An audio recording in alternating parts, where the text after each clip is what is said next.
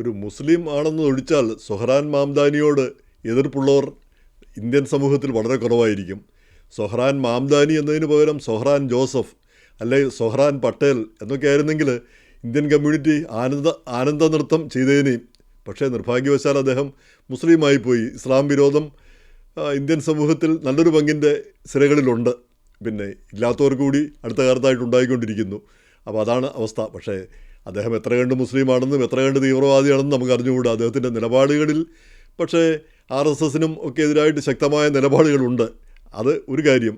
പക്ഷേ അദ്ദേഹത്തിൻ്റെ അമ്മ ഹിന്ദുവാണത് അദ്ദേഹം ആവർത്തിച്ച് പറയുന്നുമുണ്ട്.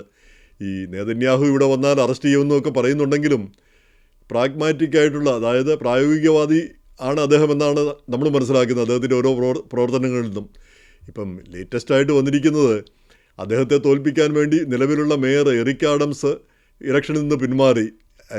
പിന്നെ എറിക് ആഡംസ് നിന്നാലും 8-9% വോട്ടാണ് കിട്ടുന്നതെന്നാണ് അഭിപ്രായ വോട്ടുകളിൽ പറയുന്നത്. കാരണം ഇദ്ദേഹം ഈ ട്രംപിന് അനുകൂലമായിട്ട്, അതായത് ഇദ്ദേഹത്തിനെതിരായ കേസുകൾ പിൻവലിക്കാൻ ട്രംപിന് അനുകൂലമായിട്ട് നിന്നു.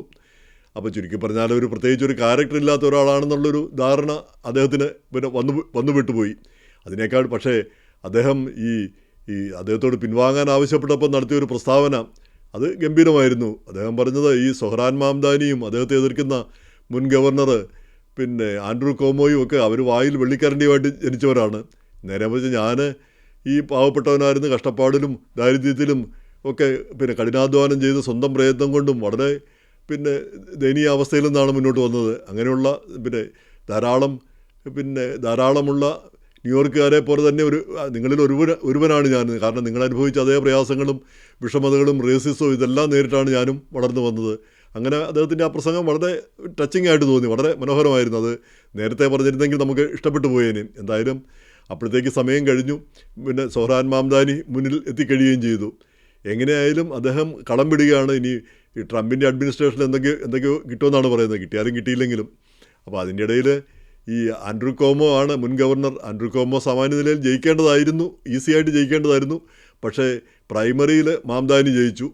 ഇനിയിപ്പം വേറൊരാൾ വഴിമുടക്കിയായിട്ട് ഇങ്ങനെ കർട്ടിസ് ലീവ എന്ന് പറഞ്ഞൊരു റിപ്പബ്ലിക്കൻ സ്ഥാനാർത്ഥിയുണ്ട്. അദ്ദേഹത്തിനൊരു 10-15-16% വോട്ട് സ്ഥിരമായിട്ട് കിട്ടാവുന്നതുമാണ്.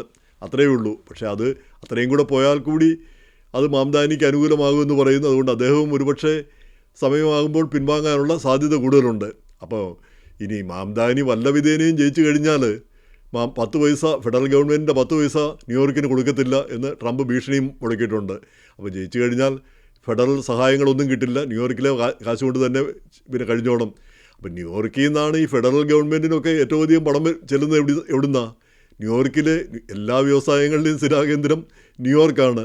പിന്നെ ന്യൂയോർക്ക് സ്റ്റോക്ക് എക്സ്ചേഞ്ചും ഇവിടെയാണ് പണക്കാർ മുഴുവൻ കിടക്കുന്നത്. അപ്പോൾ പിന്നെ ഇവിടുത്തെ പണം കൊണ്ടാണ് ഫെഡറൽ ഗവൺമെൻറ് അങ്ങോട്ട് പോകുന്നത്. അപ്പോൾ അവരിങ്ങോട്ട് പൈസ തരില്ല എന്ന് പറഞ്ഞാൽ അതെങ്ങനെയാണ്? പിന്നെ അതിൻ്റെ ലോജിക്ക് മനസ്സിലാവുന്നില്ല. കാരണം ഇവിടെ ഈ പണക്കാർക്കും സമ്പന്നർക്കുമൊക്കെ സിറ്റിക്ക് പിന്നെ ടാക്സ് ചുമത്താവുന്നതേ ഉള്ളൂ, അവരുടെ അഡീഷണൽ ടാക്സൊക്കെ ചുമത്താവുന്നതേ ഉള്ളൂ. എന്തായാലും ഇതൊന്നും നടപ്പിലാവുന്ന കാര്യമാണോ എന്ന് നമുക്ക് അറിഞ്ഞുകൂടാ.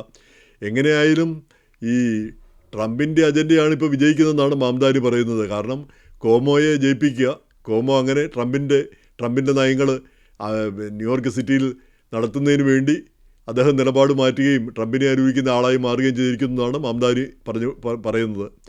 അപ്പോൾ എങ്ങനെ വന്നാലും ഇപ്പോഴത്തെ സാഹചര്യത്തിൽ പിന്നെ കർട്ടിസ് ലീവ ഇല്ലെങ്കിൽ കൂടി മാംദാനി ജയിക്കാനുള്ള സാധ്യതയാണ് കൂടുതൽ കാണുന്നത്. അദ്ദേഹം വളരെ ചെറുപ്പക്കാരനാണ്, പുതിയ ആശയങ്ങളുണ്ട്. എന്നുമാത്രമല്ല ന്യൂയോർക്ക് സിറ്റിയിൽ ഏറ്റവും വലിയ പണക്കാരും ലോകത്തിലെ ഏറ്റവും വലിയ പണക്കാരും അതുപോലെ തന്നെ ഒന്നുമില്ലാത്തവരും ജീവിക്കുന്നൊരു നഗരമാണ് അവിടെ, രണ്ടു കൂട്ടരും ജീവിക്കുന്നത്.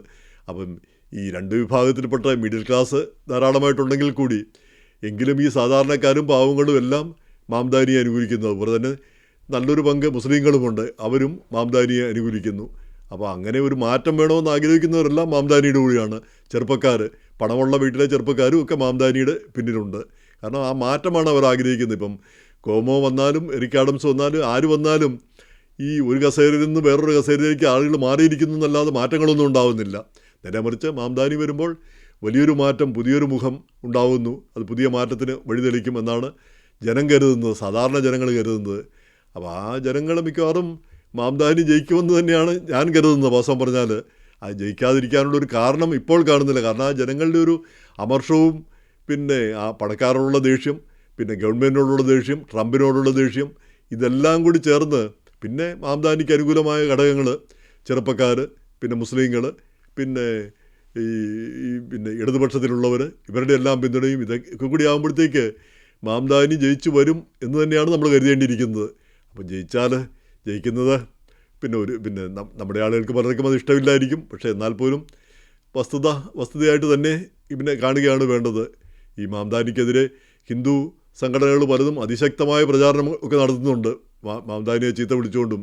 പക്ഷേ അതുകൊണ്ട് വലിയ ഫലമുണ്ടാവും എന്ന് തോന്നുന്നില്ല. കാര്യം ധാരാളം ഹിന്ദുക്കൾ ന്യൂയോർക്ക് സിറ്റിയിലുണ്ടെങ്കിൽ കൂടി അവരുടെ എണ്ണം കുറഞ്ഞുകൊണ്ടിരിക്കുകയാണ്. കാരണം പ്രധാനമായിട്ടും അവർ കാശുള്ളവർ, നമുക്കറിയാം, ഈ കാശുള്ളവർ സിറ്റിക്ക് പുറത്താണ് പോയി താമസിക്കുക. നല്ല സ്കൂളുകളും കൂടുതൽ സൗകര്യങ്ങളും, അങ്ങനെയാണല്ലോ. പിന്നെ ചരിത്രപരമായിട്ട് തന്നെ എല്ലാവരും ആദ്യം വരുമ്പോൾ ന്യൂയോർക്ക് സിറ്റിയിൽ താമസിക്കുക. അവിടെ ചിലവ് കുറച്ച് കുറവുണ്ട്, ട്രാൻസ്പോർട്ടേഷൻ സൗകര്യം കൂടുതലുണ്ട്, ജോലി സാധ്യതയും കൂടുതലുണ്ട്. പിന്നെ കുറച്ച് പൈസ ആകുമ്പം സിറ്റിക്ക് വെളിയിലേക്ക് പോകുന്നു. ഇതൊരു സാധാരണ കാര്യമാണ്. അപ്പോൾ അതാണ് ന്യൂയോർക്ക് സിറ്റിയിലും സംഭവിച്ചത് ഹിന്ദു സമൂഹത്തെ സംബന്ധിച്ചിടത്തോളം, ഇന്ത്യൻ സമൂഹത്തെ സംബന്ധിച്ചിടത്തോളം.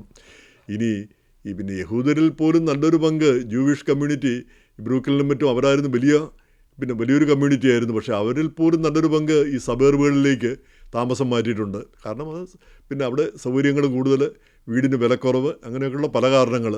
അപ്പോൾ അതെല്ലാം മാംദാനിക്ക് അനുകൂലമായിട്ടുള്ള ഘടകങ്ങളാണ്. എന്തായാലും നമ്മൾ നവംബർ വരെ കാത്തിരിക്കാം.